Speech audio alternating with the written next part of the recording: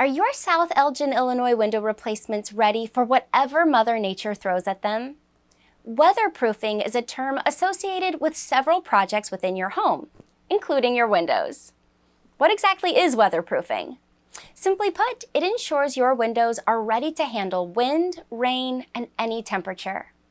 Ideally, your windows will handle these weather events so well that your home's interior temperature remains steady and you don't have to deal with rain coming in around the windows. Do your Kane County windows need weatherproofing? That depends. If you recently had all your windows replaced in your Chicago metro home, then they should be up to the task of protecting your home from the weather. However, if your windows are older, you may need to weatherproof them. But how do you weatherproof your windows? First, we suggest you check for gaps around your windows. Do you feel air coming in around them?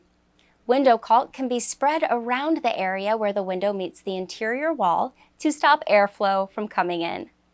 In addition, you may find that investing in draft stoppers that you can place along the bottom of the window where it meets the windowsill is a great way to block the air. However, if your current windows need so much weatherproofing that it becomes redundant every season, then it may be time to opt for window replacements.